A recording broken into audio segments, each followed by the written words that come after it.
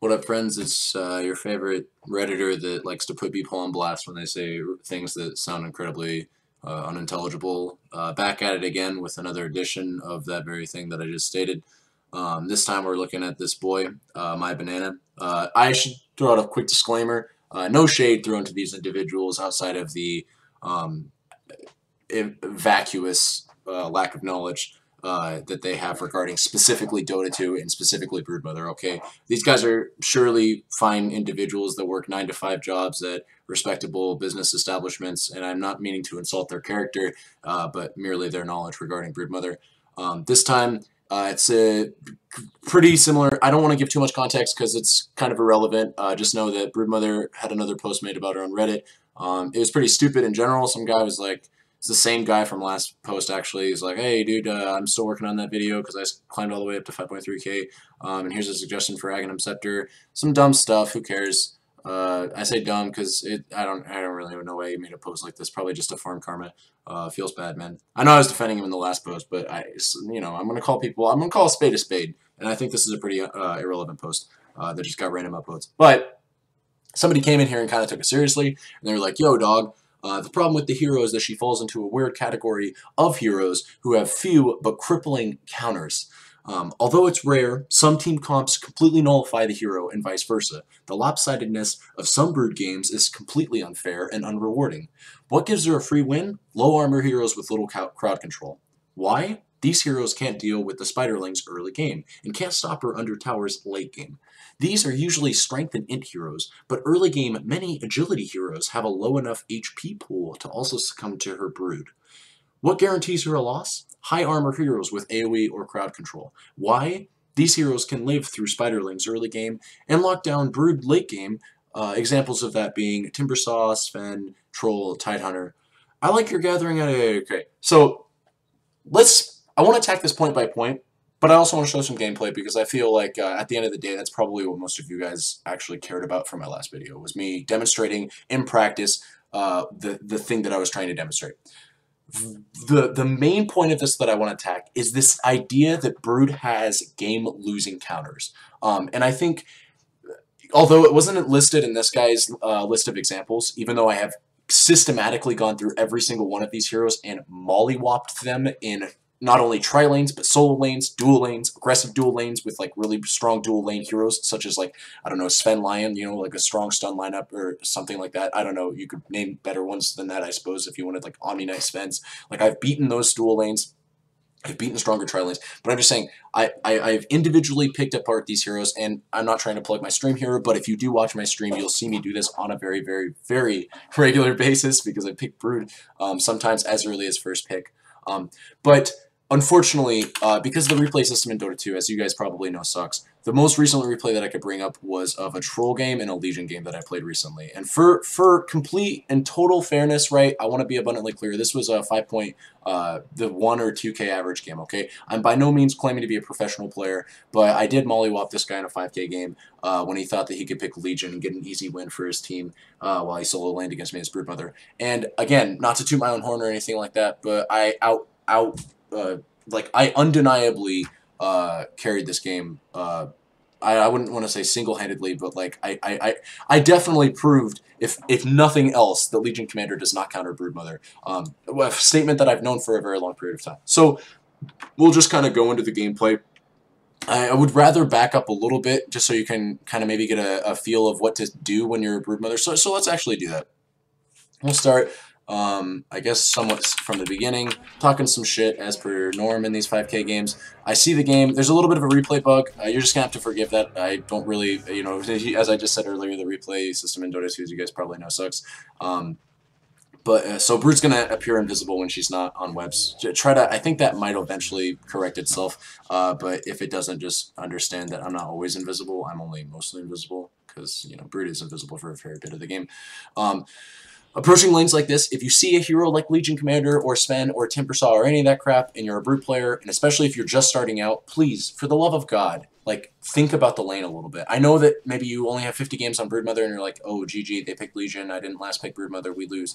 But try to think about things. Instead of just saying something like, I lose because of the draft, start thinking about things a little bit more esoterically, right? Get out of your comfort zone a little bit, because that's how you'd win a game like this if you were equally skilled with your opponents and they just happen to pick a hero that seemingly counters Brood, right? I'm not saying the Legion counters Brood, again, that's the whole reason we're looking at this replay, but if you thought that Legion did counter Brood, don't think of it from a loser's mentality of just like, well, I'm going to level spiders anyways, let her get a bunch of free farm by nuking them anyways, die a few times because that's the only thing I can do against her anyways, and then just lose the game for my team anyways, right? Think of it from like a, how can I be creative here? Well, Brood has 3 abilities that she can level up early game. I know one of them for sure is going to put points, or is going to have points put into it. What about that other skill that I never seem to level in the early game, that incapacitating bite? You know, Brood's got pretty low base damage, but I can buff that up with some early stat-based items, especially with like a couple with like a Poor Man's Shield and maybe a Blightstone. I can start trading with heroes pretty efficiently. You know, and the miss chance on that isn't too bad either. 30% at level 1, 40% at level 2. That's almost like giving yourself a max level Blur from PA, right? And all you need is level 4 for that, right? Suddenly, I mean, you're almost like the best man fighter in the game at early levels, even with your low base damage. So smarter people than me have thought about this kind of thing and brought it to my attention. But for the record, right, this isn't something that I wouldn't have eventually have came to all on my own had I just been playing enough Broodmother. I think I said that right. Basically, if I was playing enough Broodmother on my own, I think I would have just discovered this kind of shit anyways. And in all fairness, again, somebody did show me this. It kind of reimagined the entire way in which I played Broodmother. But it wasn't until I learned about this information that I started thinking about the hero in adversely critical ways, adversely critical ways, that I started thinking about other matchups in a very fine-tuned and calculated way, such that I can confidently say that Brood isn't countered by heroes such as Timber, Sven, Troll, or Tide by any stretch of the imagination. And so what we're looking at here is pretty much that exact same thought process that I mentioned earlier in practice, right? I've got my Blightstone, I got a Poor Man's Shield, I'm just beating the shit out of this Legion, right? And you might be thinking, oh, yeah, it's all great and dandy or whatever, but, you know, you can only just beat her down. You can't, like, you pose no threat to her, right? Like, what are you? You're a Broodmother with incapacitating bite level 2. I mean, sure, you can slow her for infinity, but you've got 61 base damage. Like, as good as that is for trading when you've got the perks that you mentioned before, at the end of the day, you're just not going to kill somebody like that, right? Well, check this out, right? We're still farming. For the record, note that farm tab, right? 26 to 19. I mean, that's not perfect by any stretch of the imagination. That's pretty good considering I've got 6 denies to my name, and I'm definitely giving her a run for her money in this lane. She's not free farming this like she thinks that, or like that she probably thought that she would be. And then here's where we turn on the I don't know what you'd call it, the on switch, right? It happens soon. Here we go. We just go at it, right? We go to town. We leveled our ulti at level 6. Holy crap, Broodmothers never do that. Well, if it's a Legion Commander, why wouldn't you, right? Like, why would you not level this ability at level 6? What point or what benefit would you have to leveling spiders or another point incapacitating bite in a lane like this? This ability is incredibly underrated in the early game. Most of the reasons why you wouldn't get it are for the reasons that are justified, in which it just costs 2 mana and it's too unlikely to use when you're leveling spiders. However, in a lane like this, where you don't want spiders, I mean, you can get spiders and split cut. You can cut the creep wave drastically, such that it would be harmful for the Legion to try to come back and farm your spiders, right? You can, the replay is so stupid, but okay, sick.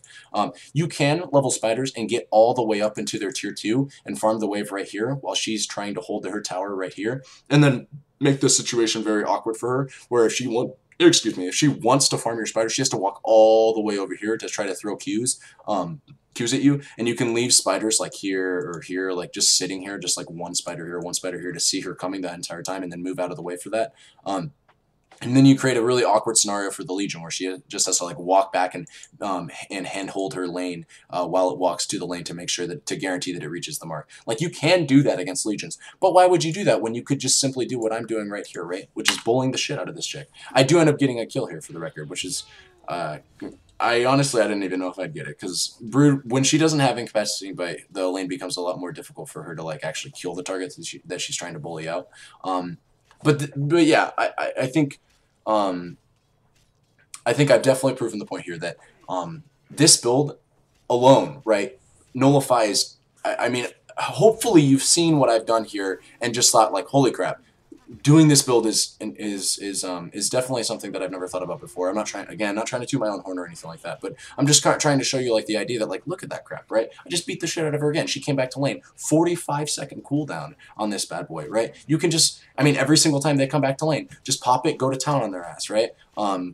Unless they're bringing salves, they're gonna have to walk back to base every 45 seconds because you're just gonna beat him down to 0 HP, right? And she's probably leveling up her Q. Let's click on her and see her skill build. Yeah, she's got 3 points in her Q. She thought she'd be going against spiders this lane. Dog, you ain't going against spiders. You're going against one hero. I do eventually level my spiders just because it is a very good farming tool, and you do eventually, obviously, want to get this ability. This is an incredible ability for, if nothing else, right? Spawning spiders are still at least good for their ability to grant vision. And this is also another trend that I typically notice that people tend to vilify Brood for, which is we'll pick Legion so we can aggressively tri-lane the enemy safe lane, which hopefully the aggressive tri-lane wins, but we know our Legion's going to win. So we're creating a winning scenario where if we just pick a good aggressive tri-lane and then send like a solo Legion against the Brood, then we just auto-win 2 lanes.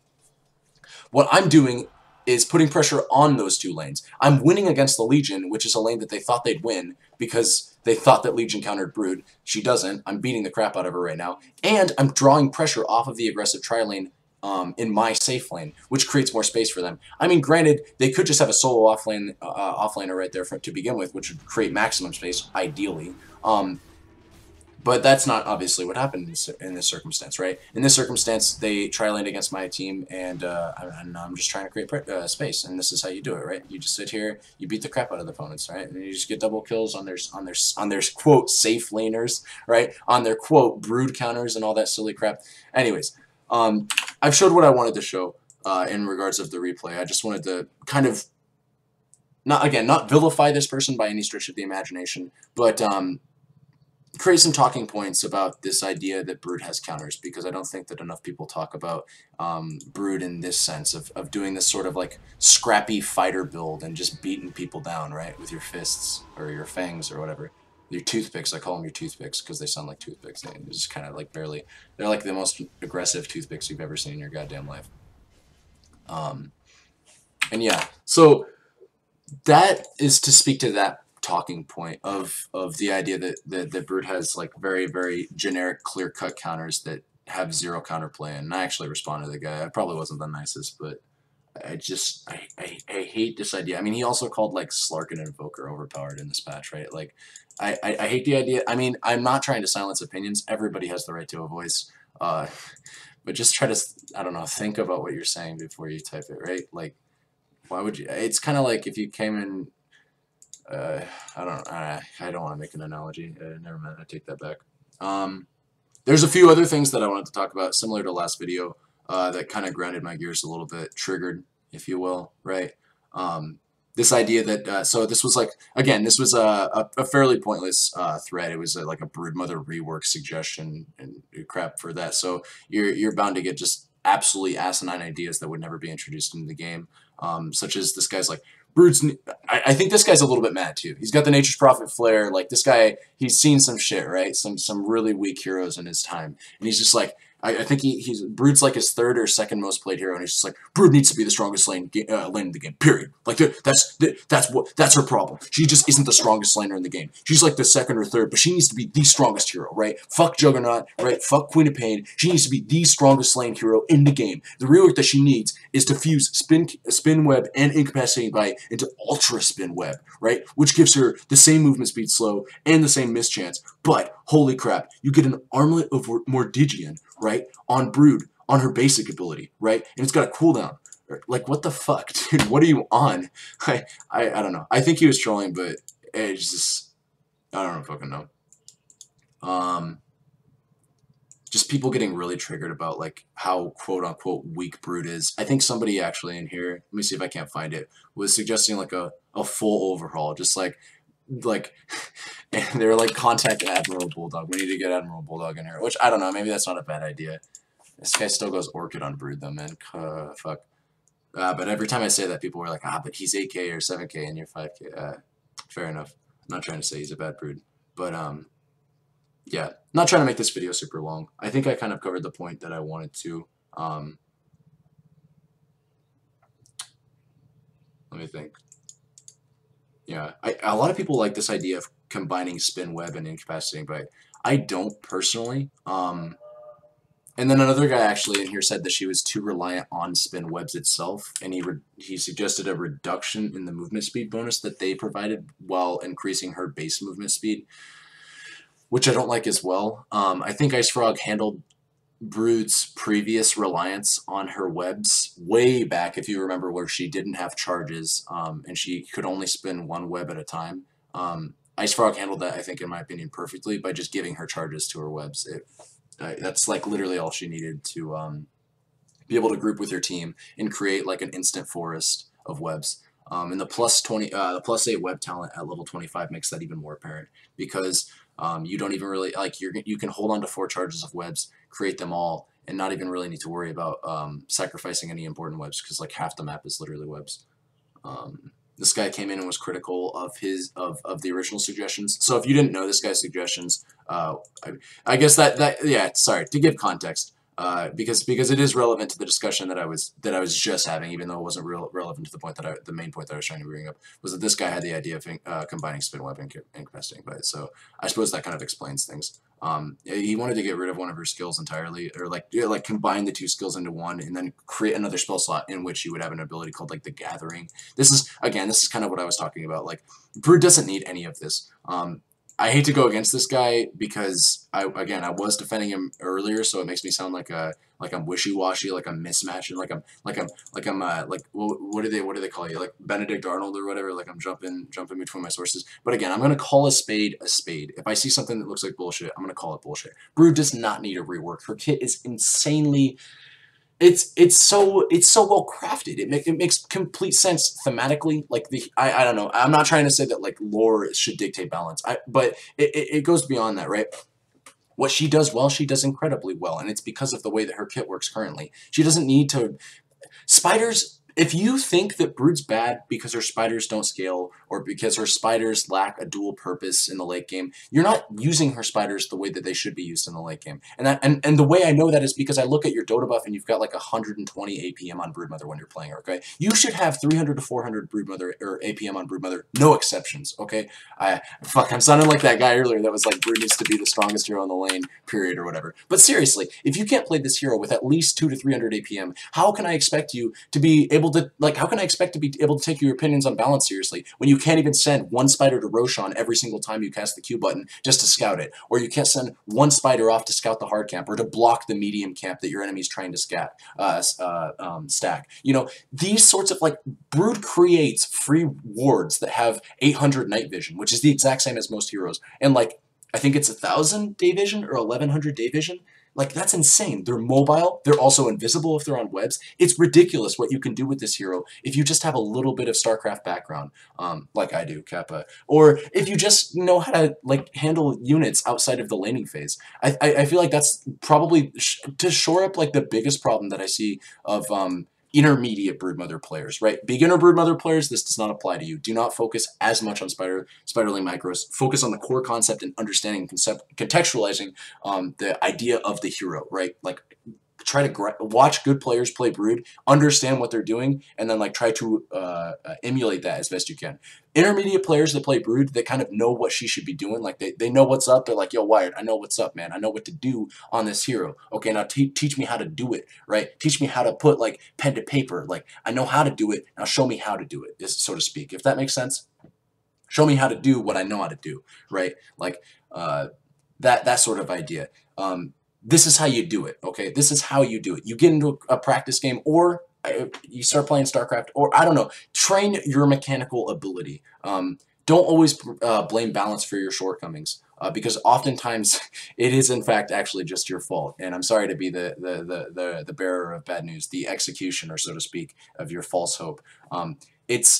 It really is insane the potential that she has with her spiders currently as is, and doing weird things like this would, in my opinion, nerf that, and not in the way that this post suggests, because this post doesn't suggest a direct change to the spider's ability to be a mobile unit. In fact, anything, if you read it, it enhances that very concept. He wants to be like spiders can jump in and out of Broodmother willy nilly, and they can like teleport over on the map. But I wouldn't see something like that going through the live servers without some sort of like significant rework to them in some way. Somewhat similar to Terrorblade circa day like 6.87 or 6, when he got a rework to make it so that his illusions now take on the form of his metamorphosis.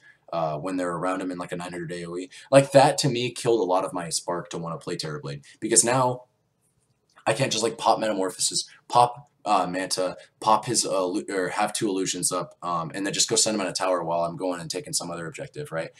They can't like solo kill heroes anymore. And this isn't a terrible discussion. I'm just saying that like suggesting things like these change elements about Broodmother that make her, or they potentially harm the elements of Broodmother that make her a very fun and individually taxing hero, for good, right? It's fun to play her at a very high level. It's fun to play her when your mechanical abilities up to the challenge. When you're well rested or whatever, you just had some good sex or something like that, or you're feeling good about life. You just ate some really good burritos or some shit, and you're just like, man, I want to play some Dota, right? And you're like, nah, I don't just want to play some Dota. I ain't just trying to play that lion, right? I want to play some Broodmother, man. I want to play some high mechanical, some demanding and taxing heroes, right? You load in, you pick Brood, you like micro your spiders like you're playing piano or some crap like that, and you like read the enemy's movements and you react and respond accordingly. And your skills meet the challenge of the hero, and it just works, right? It just works. That's good shit. That's good balance. That's good hero design, right? Suggestions like this, they make me very skeptical, to say the absolute very least, about the hero staying in the current state that we know her to be in. Like adding Brood gains scaling up right to 4 damage and 2 attack speed per spider. Holy crap, dude! Like if you get 20 spiders, that's like 80. That's 80 plus damage on top of in-cap bite, right?